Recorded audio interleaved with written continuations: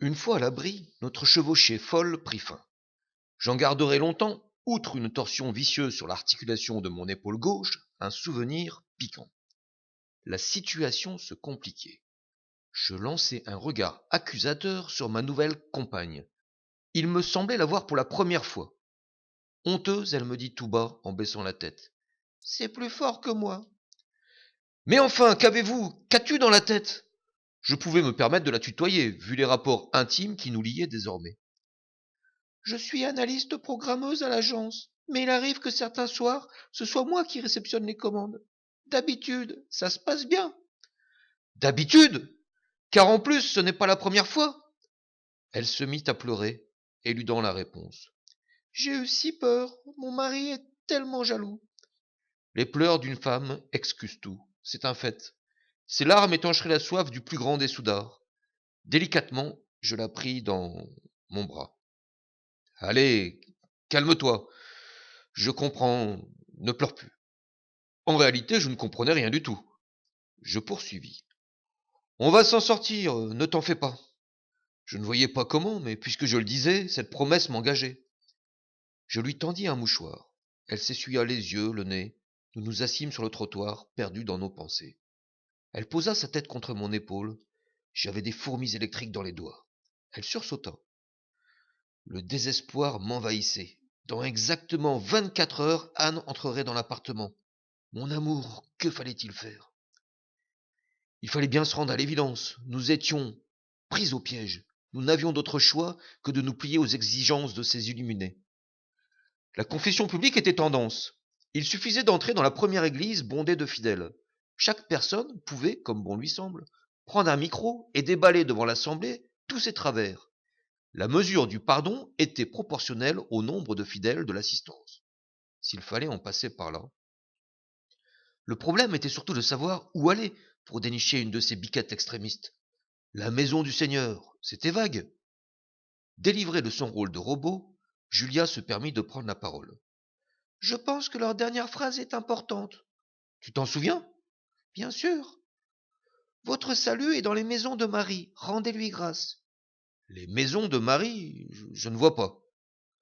Un endroit où l'on peut se confesser, où le nom de Marie est important. C'est peut-être tout simplement une église Sainte-Marie ou un nom comme ça. Mais oui, tu as raison. C'est forcément ça.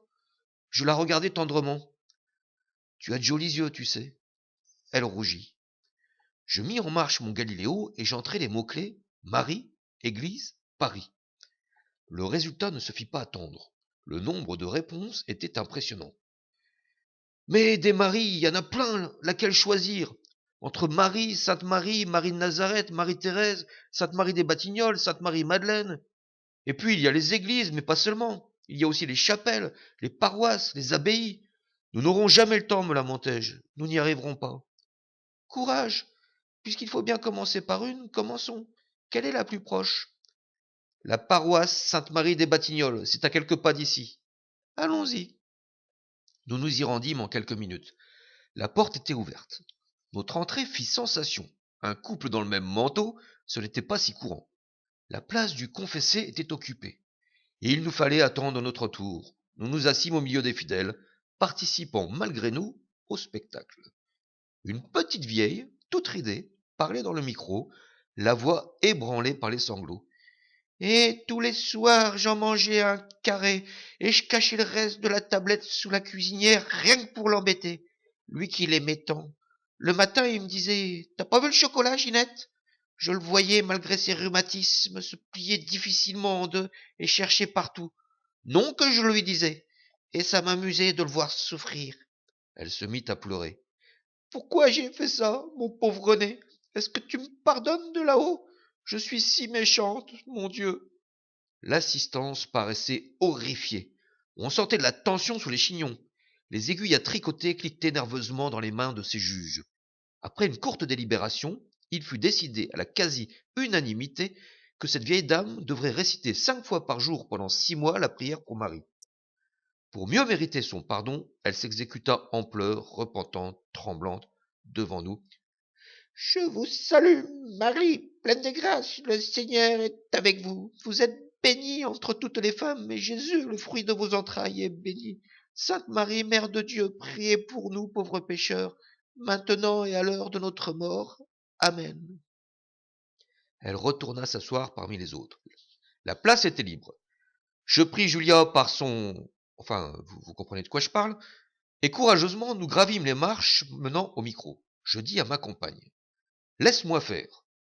Une confession sincère et complète, j'allais leur en donner pour leur argent. » Je regardais mon public, scrutant les regards à la recherche d'une éventuelle bigote éclairée. Mais comment savoir? Elles se ressemblaient toutes. Les hommes, quant à eux, avaient un point commun, ils étaient tous très vieux. Je pris la parole. « Mesdames, messieurs, permettez-moi de vous saluer. Je sais, vous vous dites une confession, c'est personnel. Que font-ils ensemble dans cet accoutrement? Mesdames et messieurs, la réponse est devant vous. Nous sommes liés car nous n'avons pas le choix. Nous demandons pardon au petit Jésus, à sa maman, la brave Marie, pour notre péché. Et oui, je vous le confesse et je pense pouvoir parler en nos deux noms, nous sommes des pécheurs. Nous avons tenté, je dis bien tenté, de commettre l'acte de chair ensemble. » Un murmure réprobateur parcourut l'assistance. Quelques vieux qui dormaient paisiblement depuis la confession du chocolat se réveillèrent soudain intéressés. Je tentai maladroitement de me rattraper. Fort heureusement, une personne de bon sens, une bonne chrétienne, une honnête femme de grande vertu. Je parlais lentement tout en dévisageant chaque vieille, l'une après l'autre, dans l'espoir de dénicher et surtout d'attendrir la bigote tant recherchée. Je disais, mesdames, messieurs, que cette noble dame, bénie par le Seigneur, nous a, grâce à Dieu, écartés du mauvais chemin. Et puis, la phrase de trop. Eh oui, mesdames, messieurs, que voulez-vous? Nous sommes comme ça. Nous avons une attirance envers le sexe et les jeux qui lui sont associés, comme d'autres en ont pour le chocolat. Au fond, ce n'est pas si grave. Tout en disant ces mots, je jetai un regard appuyé sur la petite vieille qui m'avait précédé, cherchant un réconfort, un soutien. Mais celle-ci ne pleurait plus. Ses larmes, comme par miracle, s'étaient évaporées. Ses yeux brûlaient d'un feu inquiétant. On aurait dit qu'elle avait changé de camp. De coupable, elle devenait jurée. Elle me lança froidement. « Et qu'est-ce qu'elle fait, elle, cette fille, dans votre grande veste ?» Dans ce « elle », je sentais une montagne de reproches, de la frustration et peut-être même de la jalousie. Plutôt que de me perdre dans de vaines et longues explications, conscient qu'un simple geste est parfois plus convaincant qu'un grand discours, j'ouvris ma redingote. L'effet dépassa tout ce que j'avais pu imaginer. J'avais oublié un détail qui se révéla important dans ma démonstration. Julia était nue. Enfin presque. Elle ne portait que cette culotte à gadget sensoriel. Celle-ci d'ailleurs clignotait à tout va, mettant ainsi en valeur les formes de la jeune femme. J'aurais juré en cet instant qu'elle était douée d'une intelligence et complice de ces maudites bigotes. « Mais nom de Dieu, tu es nu !» Le juron était mal approprié et ne fit qu'augmenter la tension qui n'avait pas besoin de ça. « Mais évidemment, c'est même de ta faute. Rappelle-toi, au moment de partir, tu m'as dit « Fais vite !» C'était vrai, mais à ce moment-là, je pensais parler à une machine. Ses petits seins bien fermes pointaient vers l'assistance comme des doigts provocateurs. Les vieux louchaient, les vieilles enrageaient. C'était une gifle temporelle. Il leur rappelait d'une façon insolente les effets dévastateurs du temps. La goutte d'eau qui fit tout déborder.